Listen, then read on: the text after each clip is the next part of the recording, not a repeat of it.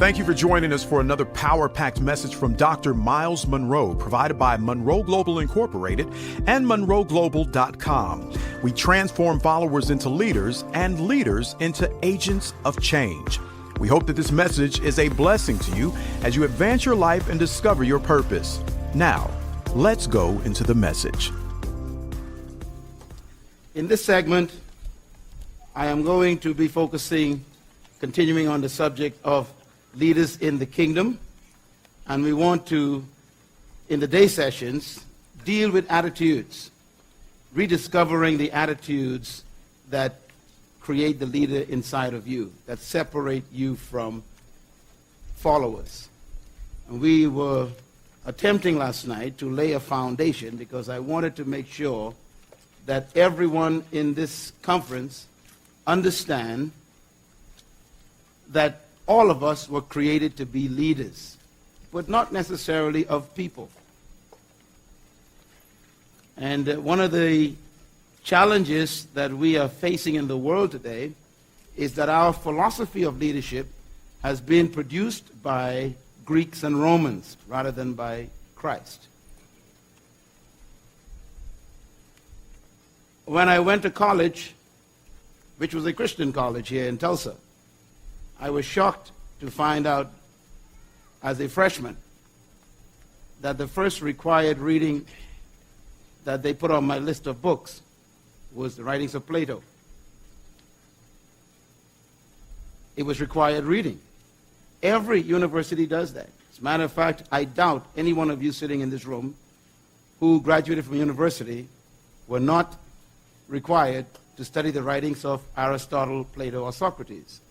And that's because our entire society, all of our universities, all of our philosophical understandings come from Greek philosophy. I sat there reading the books, the writings of these great philosophers, and discovered that their ideas was the foundation of our social, cultural, and political environment. For example, the Greeks were the ones who introduced the word demokrate. It was born in Greece. It became the idea or the ideology that created our present governing system. It's a Greek governing system. It's called democracy. It didn't come from the Bible. It came from Greece.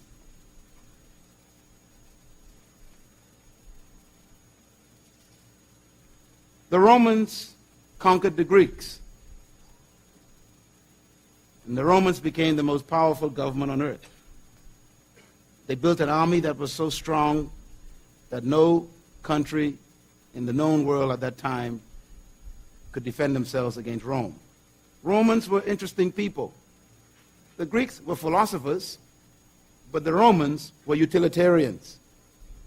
And what that means is the Greek talked about it, the Romans applied it. The Romans did not destroy the Greek philosophy. They kept it. Matter of fact, they protected the libraries of the Greeks, and the Greeks' philosophy was adopted by the Romans and created their leadership philosophy. There are 5 specific principles of Greek philosophy concerning leadership that were adopted by the Romans. It's important to understand that the Romans still exist today. When Rome fell apart, it produced what we call Europe. Europe is Rome disintegrated. Romans ruled from England to Africa.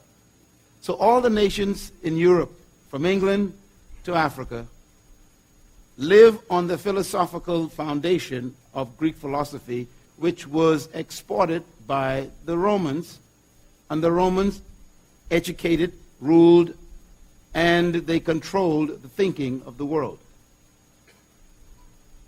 In my book, Becoming a Leader, which I trust you will get a copy of, I did a couple of chapters in that book on Greek philosophy, and I called it the misconceptions of leadership. Misconceptions. Because the Greek philosophy, in my view, based in comparison to the Bible, was a misconception. For example, one of the things that the Greeks believed was that some people were born to lead and some were born to follow. So if you happen to be in the class that was born to follow, no matter how much education, degrees you achieve, they concluded you will always be a slave. That's Greek philosophy. The Romans adopted that. Secondly, the Greeks believed that leadership was a product of birth traits. A birth trait to a Greek thought was that certain people were born with certain traits that made them leaders. The rest of us who didn't have those traits were forever relegated to the masses of slaves. That was Greek philosophy. The Romans believed that. And that is why the Romans believed that certain people were born with certain traits, and they were the founders of what they call the Aryan race, which is a Roman term. Hitler adopted the same ideology. That's why he killed people. Because to him, they were not fully people. Well, keep in mind that Europe is Rome, disintegrated. So when the imperialist powers began to expand, even came to America, America was settled by Romans, disintegrated. That's why there was no problem to bring over slaves, because after all, they were not born with the traits. So people were then perceived as subhumans. The word sub means below. And so slavery was quite automatic and natural. After all, you were not born with the traits. And the traits of the Aryan race was blonde hair and blue eyes and a Roman nose. So if you didn't have fair skin, blue eyes, and blonde hair, you were automatically a subhuman. Therefore, you know there was no hope for me. And so for the American culture 200 years ago to perceive people from Africa as not fully human was natural. It was a Greek philosophy exported by the Romans, disintegrated into Europe. Am I clear? Jesus meant that philosophy in power when he came to earth 2,000 years ago. The Romans ruled the world when Jesus was born. Jesus Christ was therefore automatically considered a subhuman to a Roman. He was born under the law, the Bible says. Under the law. He was born in Palestine, a little town called Bethlehem. He grew up in Nazareth, a village with 1 street and 11 houses. So these people in Palestine were considered as subhumans. And that is why the Romans actually could control them, levy taxes on them, and also make them carry their shield and swords whenever they want to. After all, they were born to just serve the superior race. Jesus knew that the disciples were brought up in this conditioning. He knew that they were trained in that environment. So when he chose them, he knew that they were corrupted in their leadership perception. So one of the statements he made to them is one that hopefully we will be able to discuss on our Wednesday. When they began to vie for leadership, they began to jockey for position. Because remember that Greek philosophy was that you were chosen by providence to be a leader. That was the Greek philosophy. In other words, the gods chose who would be leaders, and the gods chose who would be slaves. The Romans believed that. The Greeks believed that. And so Europe believes that. The disciples had a problem. They believed it too. And so one of the philosophies of Greek leadership perception also is that leadership is a result of charismatic personality. That's a Greek philosophy. Matter of fact, the word charisma actually means gifts of the gods, plural. Charisma is a Greek term. It meant those who were gifted by the gods. So if you were gifted by the gods, you were automatically in the leadership category. If you didn't have the gifts of the gods, then you were automatically a slave and subjugated. And that's where the development came for worshiping men. That was the height of humanism. As a matter of fact, the Greeks worshiped the human body as being the most highly valued product on the planet. They invented humanism, in a sense. The Romans adopted that. So the Romans also believed, therefore, that they were superior humans. They had the gifts of the gods. Matter of fact, Caesar believed that he was the son of gods. Many of you who have read history, you know that this concept of men being sons of gods was the concept of the pharaohs, and the Romans believed it. And so this idea that the God gave gifts to the earth through these men, and they were leaders by the providence of the gods, therefore you could not resist the leaders. If you rebelled against Caesar, if you rebelled against Pharaoh, you were rebelling against the gods. And so you were deserving of death. I want you to think about the leadership problems. Those philosophies still exist today. And that's why the first book they make you read in college is Greek philosophy, not the Bible. The Bible's concept of leadership is completely opposite to that. Matter of fact, Jesus made these statements when the disciples were trying to be Greeks. They were trying to fight for authority, fight for position. Matter of fact, two of them, James and John, were so adamant about it, they put their mother up to talk to him about it. And they asked their mother to ask him to place them in the highest position, at his right and left, in his kingdom. And he was a little bit shocked at their audacity. His response to them was, do you know what you're asking?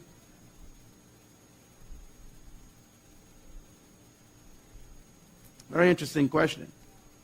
I think everybody in this room would like to be promoted. All humans have a desire to be in charge. They don't tell you. They don't say it. That's why the 10 became angry, if you remember the story. They became angry not at the 2. Why? Not because they didn't want the positions. They were angry because they beat them to it. Every human being has a desire to be great. I repeat, every human being has a desire to be great.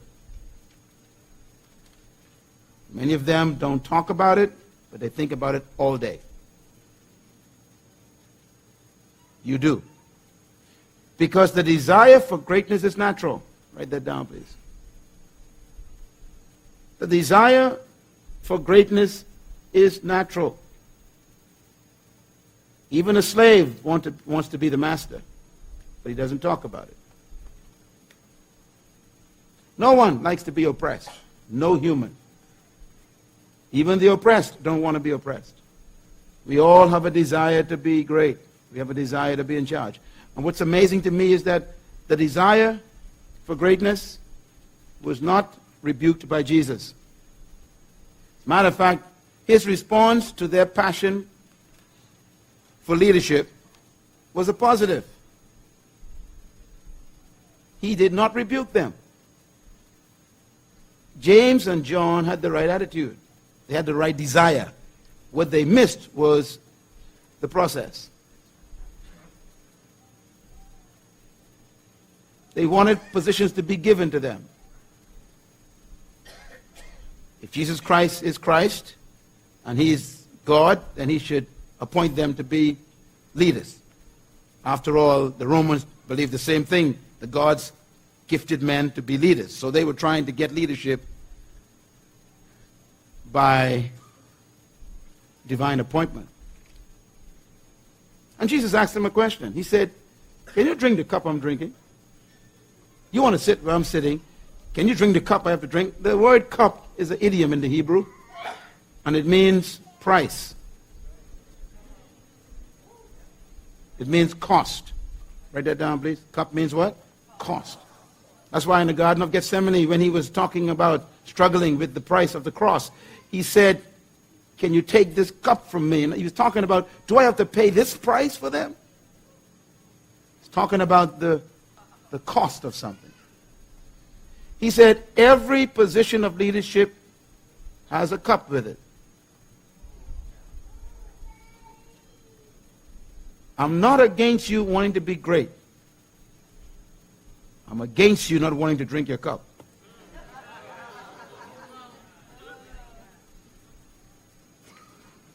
The average human being wants a shortcut to greatness.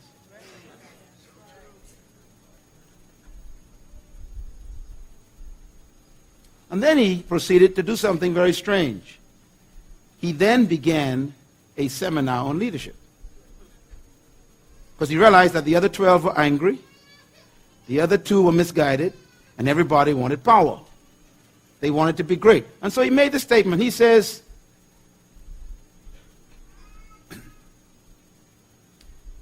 they said, yes, we can drink the cup. He said, you indeed will drink from my cup, but you won't drink my cup. You will taste death like me. And they did. James and John were killed in a very horrific way. He said, but to sit on my right and my left is not mine to give. Let me tell you something that's very important.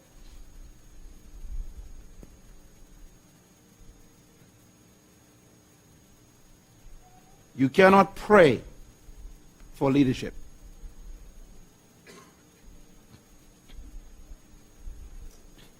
There is obviously a prayer that Jesus cannot answer. Let me repeat it again. He said, to sit on my right and my left is not mine to give.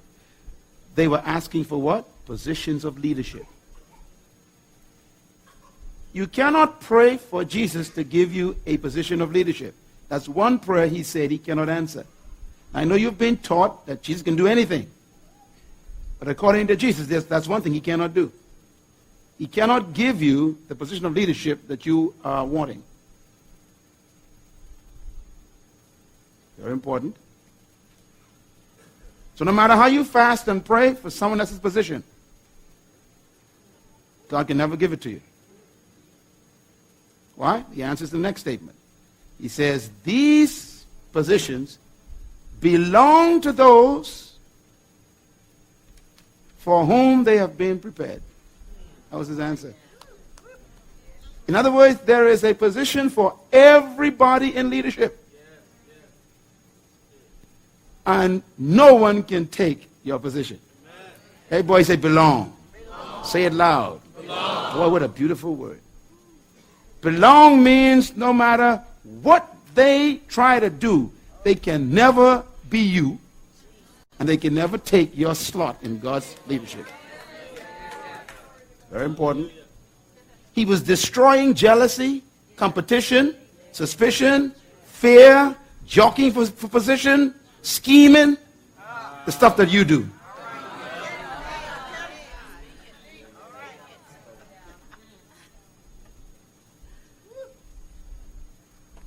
And then he made this statement. I love it. And I'm going to be writing a book next year on this entire project. He said, he who would be great. In other words, if you want to be great, let me tell you how. He did not rebuke their desire for greatness. Matter of fact, he liked it. To the point where he even showed them how to get it. This is a shock. You got to think about this. See, most of you have been taught by Christianity that you shouldn't desire to be great. Because religion always gravitates against greatness, which is what bothers you in religion. That's why you fake it so well. You pretend to be humble, but you want to be great.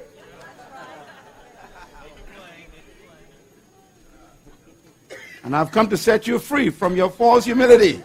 It's okay to desire to be a leader. He loved their desire. Matter of fact, let me just give you all something that may shock you. Most of you feel that James and John had the wrong attitude.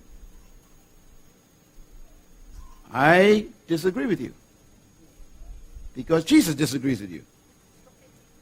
If you study his relationship with his team, the three that he chose to be close to him, the three that he showed his secrets to, the three he kept with him and no one else was with him, the three he took to private environments, was the three who always spoke up, wanted power. He loved it.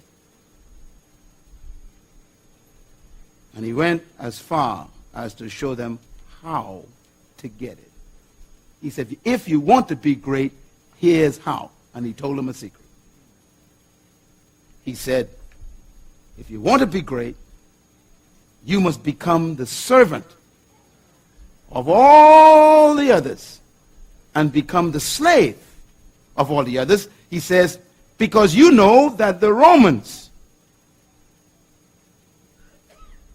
the heathens, the world, their leadership system is that they lord it over one another. And they make people benefactors. It shall not be so among you. He was separating the philosophy of the world's leadership concept from the kingdom leadership concept. He said, in the world, they lord it over one another. Everybody say lord it. Lord. Write the word Lord down, please. L-O-R-D. Now, here's the word means. It means owner. They like to treat people as if they are their property. Don't feel bad. It exists in the church. Some pastors are really Romans.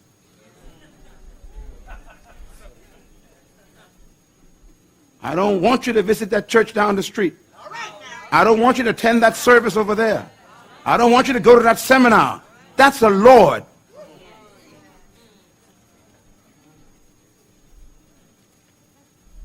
Peter learned the lesson from Jesus that day. Because if you read the book of 1 Peter, when he was talking about pastors, he said, pastors, do not lord it over God's flock. They are not your property. If they want to leave, they could leave. Uh-oh.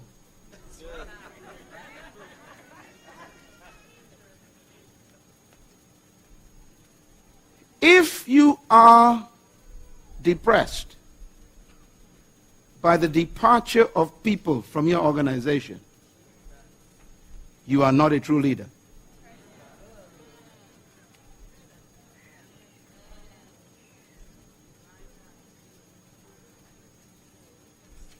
Because leadership has nothing to do with people.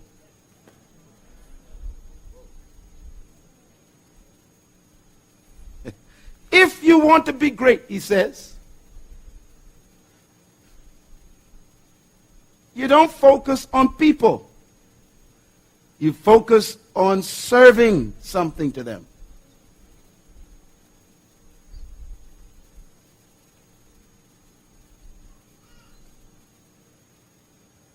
Greatness, therefore, is finding what you were born to serve the world. It's that simple. It's that difficult. I repeat, greatness, leadership is found when you discover what you were born to serve the world. It has nothing to do with title. Nothing to do with dress. Nothing to do with accolades.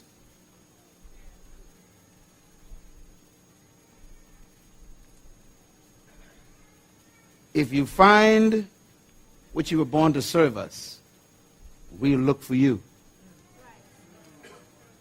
I'm going to make a statement. You'll understand it next year. True leaders do not seek for followers. Followers seek true leaders.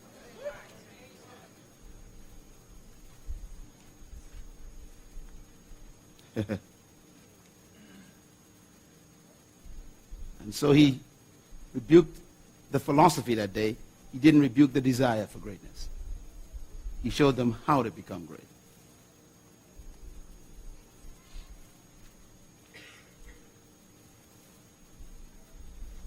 Now, we talked about something, and tonight I'm going to deal with it. Please don't miss tonight. We won't be as long as we were last night because I want to lay a foundation. But tonight, do not miss tonight. There's a difference. I want to give you a difference between two things, and it's found in the book. All right? I want to recommend this book to you because I cannot teach this in 3 days. It took me 30 years to write it. 30 years. But in this book, I talk about two concepts. Write them down. The leadership spirit, that's number one. And then the second concept is the spirit of leadership. The leadership spirit and the spirit of leadership. These are two different components. The leadership spirit is what we dealt with last night, and that is what you were born with. Every human being, 6.8 billion of us on planet Earth, were born with the leadership spirit. The problem is it's buried under Greek philosophy.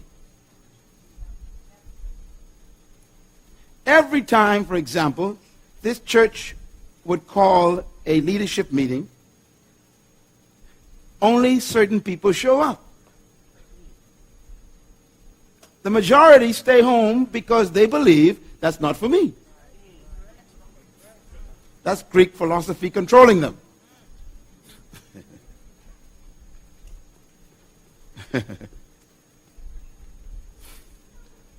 Because they have the leadership spirit, but it's buried under corrupt thinking.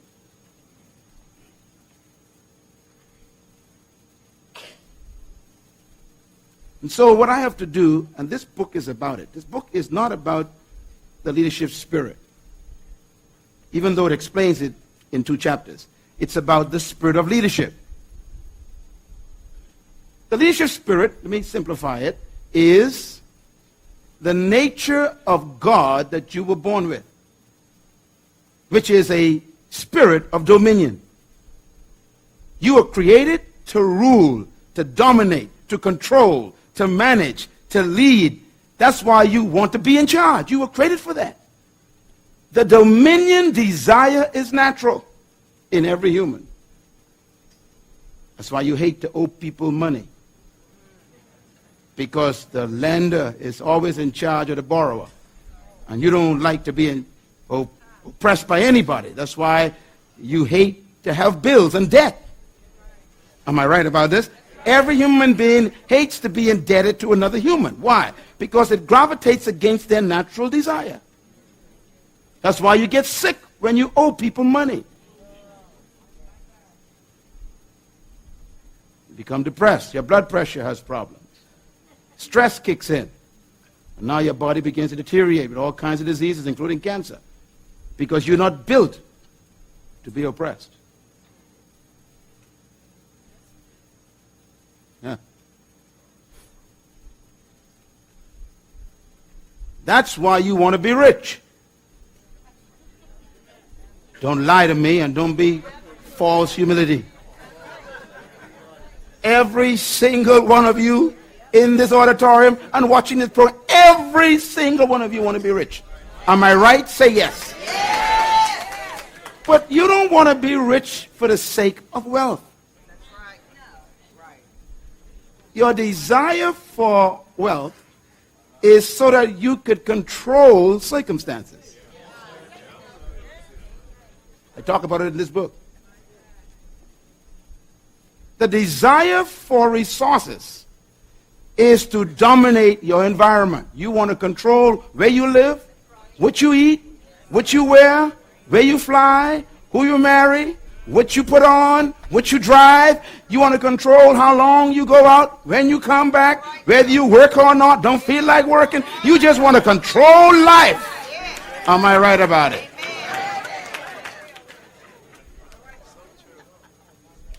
That's why you work so hard and you're still broke.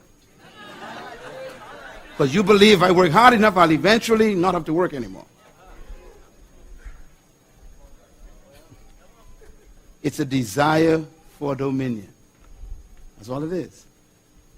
In my book on the kingdom, please read that book, because that's a very important section in the book. I talk about the desire of all humans, the desire for power. We want power to control circumstances. Leadership desire for greatness is what I call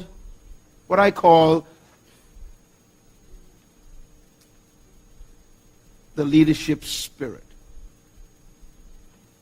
What's lacking is the spirit of leadership.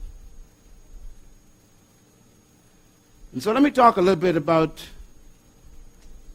what this book talks about, and that is the missing link to your leadership development. Why people don't become leaders. Say that with me. Why people don't become... See, the Romans have done a good job. They've made you accept second-class citizenship. You are afraid to desire greatness. And religion actually reinforces it. That's why I hate religion. Jesus didn't tell the disciples, you shouldn't desire greatness, James. That's rude. John, I'm ashamed of you. You want to be great. Why don't you be humble, lowly at my feet? Sinner saved by grace.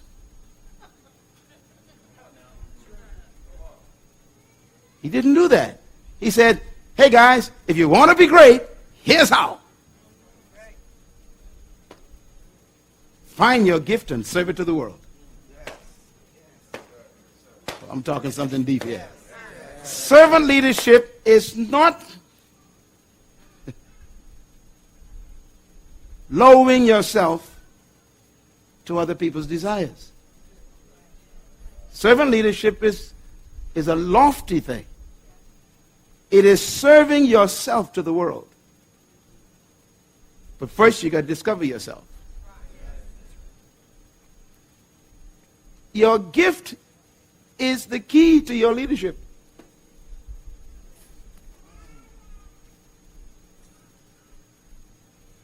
If you haven't found yourself yet, if you haven't discovered your true gift yet, you are still a follower.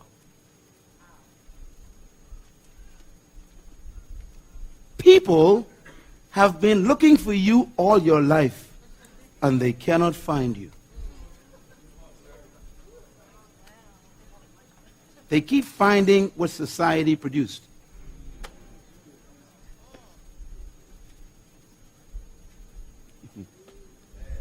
People are really not looking for you. They are looking for your gift.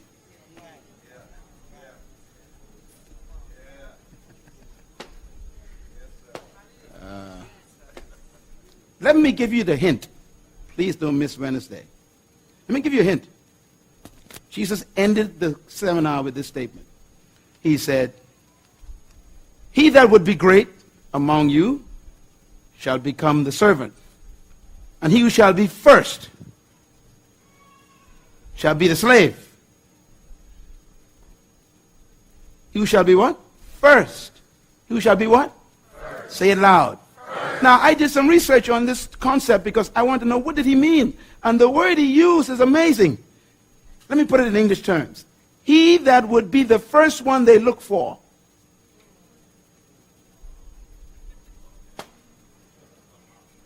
Is the one who is the slave.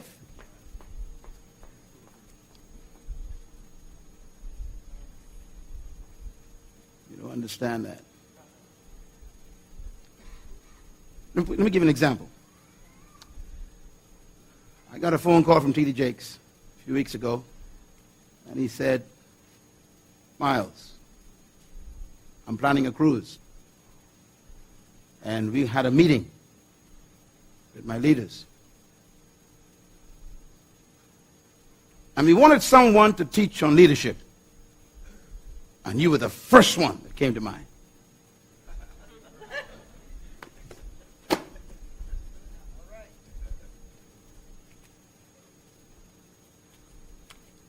Do they think of you first when they want something done?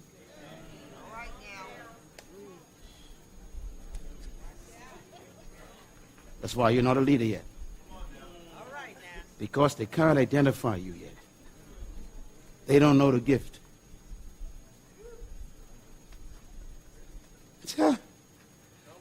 Every one of you is great, but it's buried under cultural graveyards.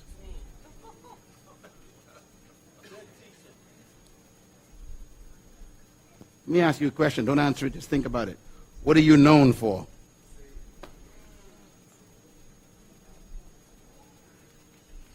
Here's how he ended the seminar. He says, for even the Son of Man did not come to be served, but to serve, read my lips, himself as a ransom. Leadership is finding yourself and then serving it to the world. What makes Tiger Woods a leader? He never looked for followers. Check him out. And when he was playing last month, by the thousands they went to that place and they kept walking up and down the green. Thousands. This little fella even ain't 30 years old yet. They keep walking up and down. Why? The guy is leading. I came from London yesterday, and the airport has pictures everywhere over London's airport. I went to South Africa, stepped into the Cape Town airport. His pictures all over Cape Town airport. He even ain't 30 yet. How old are you and they can't find you? He never sought leadership. He never took a course in leadership. He never got a course in MBA or master's in leadership or management. The guy simply found a gift.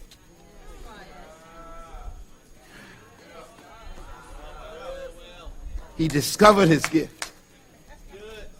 He refined his gift. And now he serves it to the world.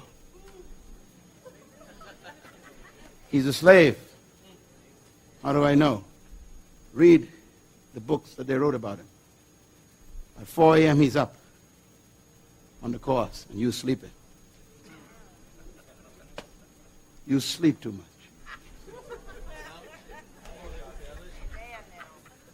By the time you show up on the course to watch him, he already played a whole day's worth of golf. He's a slave. Only slaves get up at 4 to prepare for when the masters show up. That's too deep for you.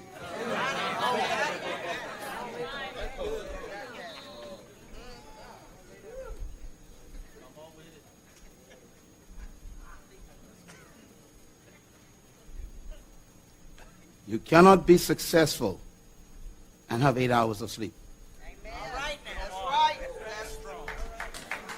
It's that simple.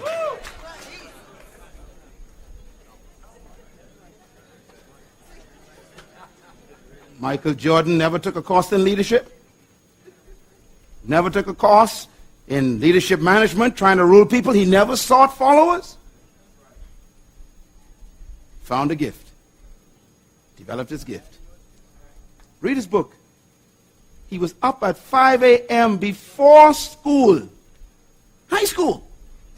In a gym by himself, shooting 300 balls before he ate breakfast. He was sleeping. He's a slave.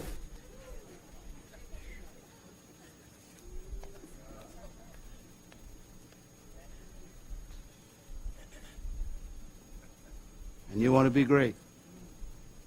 You want to be great? Find something that you are a slave to.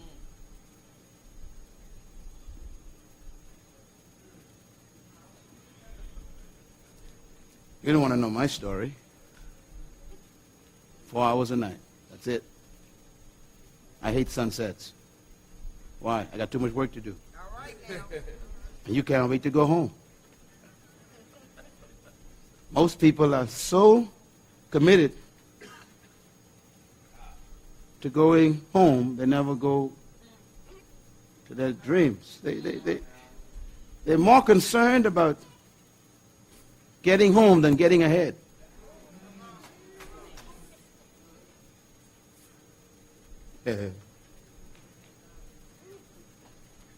Spirit of leadership. Spirit of leadership has to do with the attitude. The leadership spirit has to do with the nature. You have the nature, but you're missing the attitude. I'm going to deal with 10 attitudes this week, briefly. Matter of fact, each attitude is a chapter in the book. I'm going to talk about them in 2 days. That's how much you don't know about them.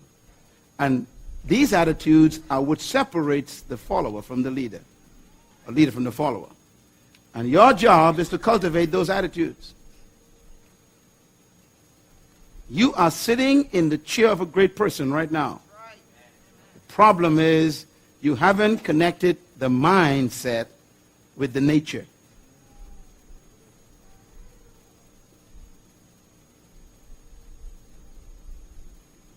Jesus had to train those disciples to think differently. He had to destroy the Greek philosophy. He had to make them believe that they were as great as Caesar. That was a tough job. He kept saying things like, all things are possible if you believe. They didn't believe that before they met him. They had thought that they were subjugated to the Romans for the rest of their lives. And Christ says, greater than Caesar is here. And he was living in a village. You see, it ain't where you are located, it's where you are mentally located.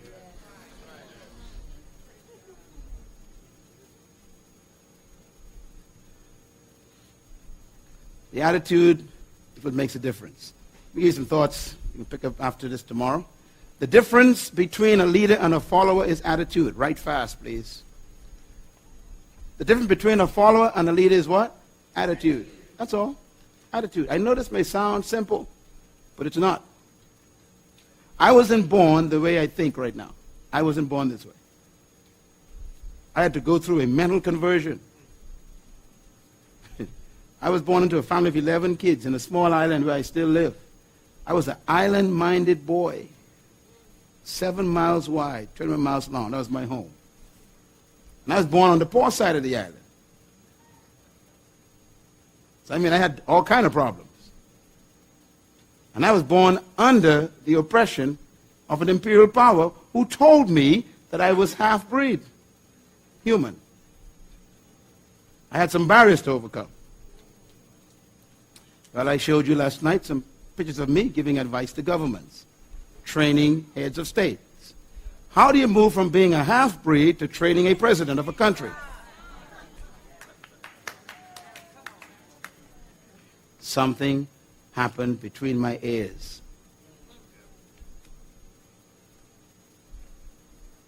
What's holding you back right now from greatness is attitude.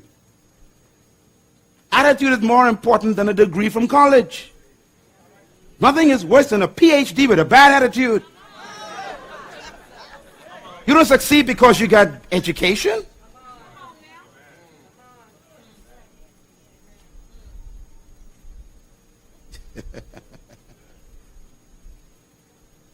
Write this down. It is unique attitudes that distinguish leaders from followers.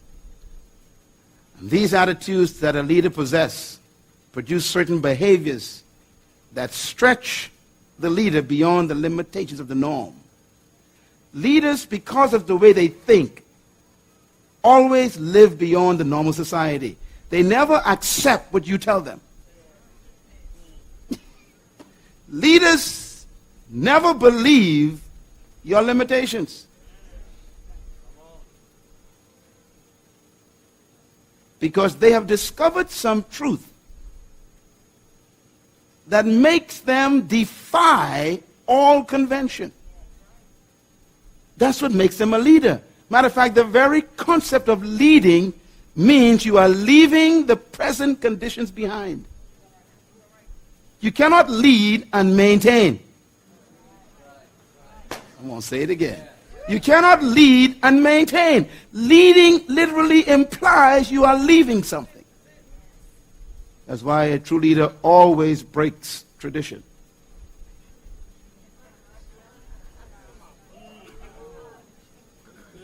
Because tradition is the graveyard of the hopeless.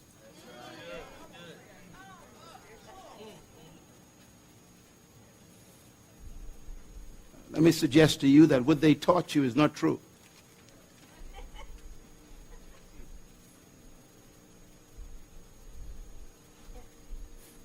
Everybody say attitude. Attitude. Write this down. Attitude is a product of belief. Say it. Attitude is a product of belief. You see, the key to changing your attitude is changing your belief. And that's tough. Because to change your belief will disrupt your life. We don't want to believe things that we don't believe. We love to believe the things we believe. And it's our belief that's holding us back. What you believe about yourself right now that you got from your family is wrong. The belief you got from your education is wrong. The belief that society told you about you is wrong. And I'm telling you, I know it's wrong because you would have been greater than you are now if you were not trapped by it. That's why God sent me. You cannot live beyond the limits of your beliefs. Say it with me. You cannot live beyond the limits of your belief. So you got to keep working on your belief system because it will produce your attitude. That's why I keep telling you to read books, listen to CDs. No, we're not trying to sell books. We're trying to change your belief. And you cannot change your belief until you get new information.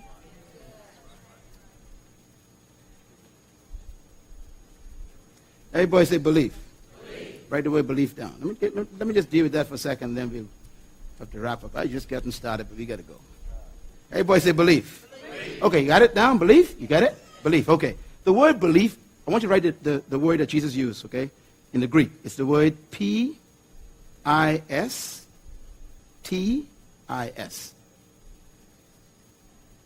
It's the word pistis. Now, the word pistis means belief. Okay, write the next word to it. It's the word that we translate faith. F-A-I-T-H. It's the same word. Faith. Now watch this. Everybody say belief. Belief. Everybody say faith. Faith. Everybody say pistis. Pistis. Boy, you're speaking Greek. Good. Okay. Read my lips.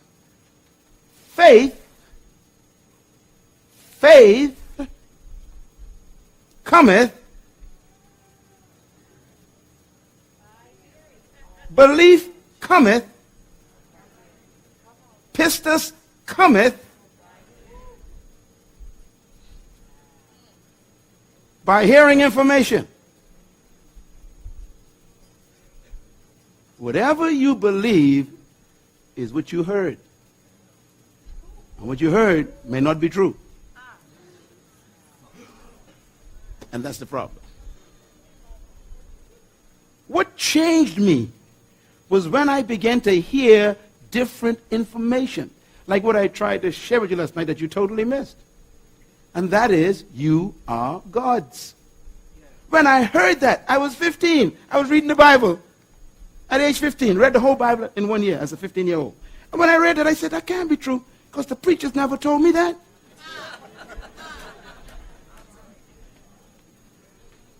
I say that you are God's and you are children of the Most High. Psalm 82, verse 6. I said, my God, you put me in your class, and the British put me in subhuman class. Now I got to believe one or the other. 15 years old. And so the new information attacked my belief. And it won. And my attitude changed immediately. I went from a D student to an A student by one sentence. I was no longer under the tutelage of my teachers. Because they were from other countries. They didn't believe in me. You don't understand how deep belief is. See, you cannot live beyond the limitation of your belief. And so what's keeping you back from becoming the great leader you were born to be is that you don't believe the truth about you yet. Everybody say attitude. Attitude. Write this down. Your life is what you think it should be.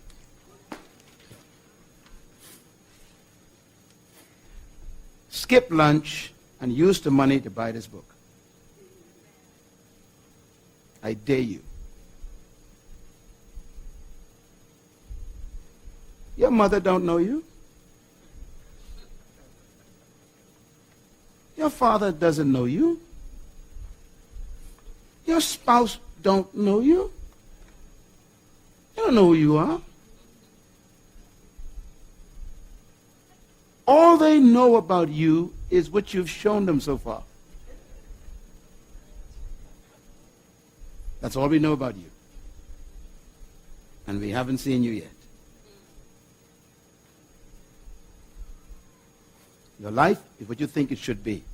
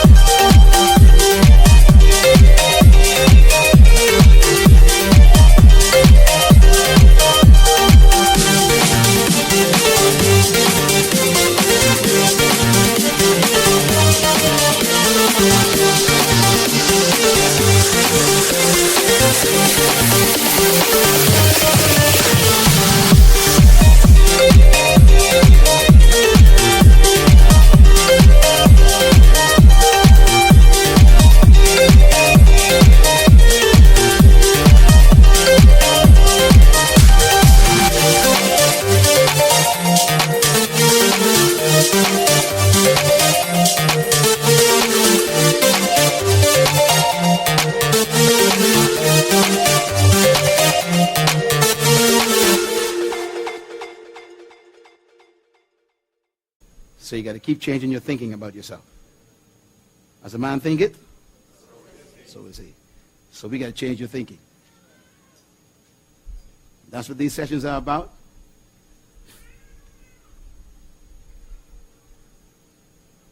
True leadership is not a technique, not a method, not a science. It's an attitude. You can take all the courses in the world in leadership and still be a follower. Companies spend billions of dollars every year and send people to all kinds of seminars, and they come back still following. Because you cannot really learn leadership. You have to discover leadership. You read all those positive thinking books and you're still broke. Am I right about it? You read all the 7 habits and all the 8 habits, all the 9 habits, and you still ain't got nothing going on. Because you see, it happens only when you have a connection with a belief system that changes your belief system. And that's how deep we're dealing in this conference. What makes your attitude change? Your leadership attitude comes alive when you and I become aware of our true nature. And that's what happened to me. And I'm hoping it's going to happen to you before this conference is finished, that you would be introduced to yourself.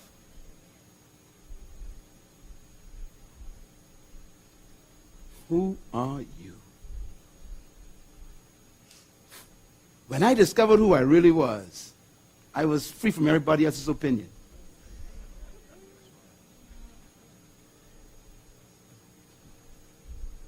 Most of us are prisoners of people's opinions, including our families. You need deliverance. Some of you are so into deliverance. Deliverance from demons, deliverance from darkness. No, you need deliverance from people. Amid the quiet of the night, I sense the weight of worries taking flight. But darling, listen close and hear my plea. In this melody I ask, darling, don't you weep for me. In the shadows where fears reside, I find solace in the love you provide. With every step you ease my pain. In your embrace I find shelter from the rain. Darling, don't cry, don't shed a tear, for I'll be your fortress, I'll always be near. Though storms may rage and oceans may roar, I'll stand by your side. Their opinions.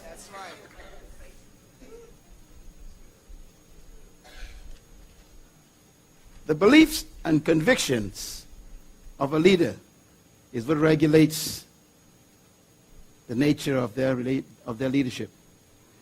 When their beliefs and convictions become lined up with God's beliefs and convictions of them, then suddenly a leader is born.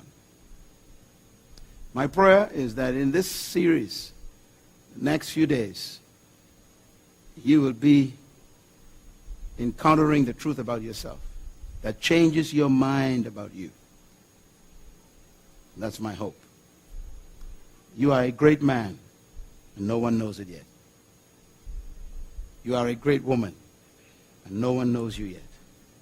And the world is waiting to eat from you. The Bible never says a man's education will make room for him in the world.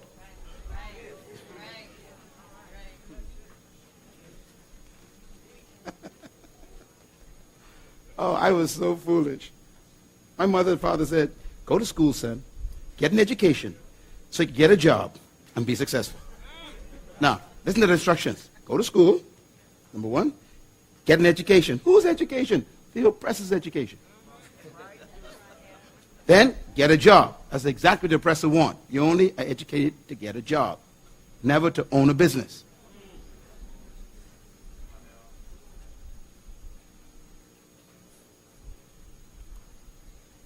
I was talking to my son last week. My son just graduated from Oral Roberts University. He has this dream in his mind. You know, at age 9 and 10, I made my son and daughter write their vision down, their purpose down, what they want to be. 9 and 10 years old. Because they had to read our purpose and potential books in the house, you know, when they were kids. So by the time they were 12 and 13, they knew exactly what they wanted to do. So they wrote it down, and I have copies of it in my files. This is what they want to do. My son and daughter. You know, my son got this idea. He wants to build this thing. He wants to build like an amusement park in the Bahamas. There's none in the Bahamas. He said he sees it every night. He goes to sleep. He visits it and everything. So he came to school and took business. So we were chatting last week because he's going to do his MBA beginning a couple of weeks. He can be one of the youngest MBA students in the school. He's only 20. And I said, what are you going to do? I said, you know, you need to get a job and get some experience. He said, no. He said, hey, coming home, I'm starting my business.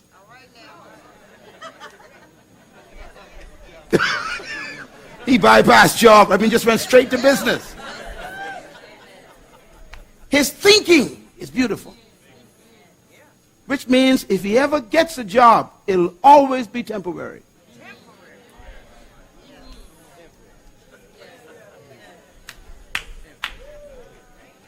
Write this down. Don't look for employment, seek deployment.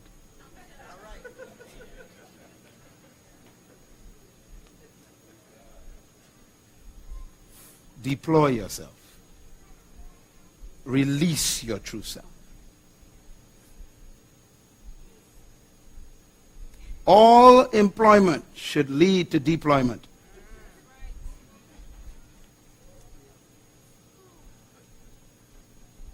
You're just glad to have a job. What a way to die. You live for retirement. You pray for pension. What a depressing life.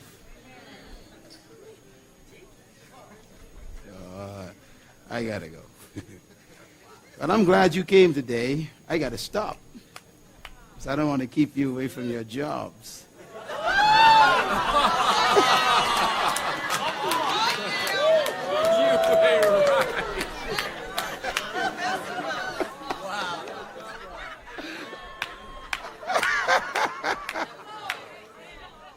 So I'm going to pray for you to go back to your employment. Hopefully by Wednesday, you'll be thinking about what? Deployment. Praise God. Thank you once again for listening to this message, as we hope that it has been a blessing to you. Our goal is to show you new paths and opportunities so that you can discover your purpose. It is your love, support, and partnership that makes Munroe Global possible.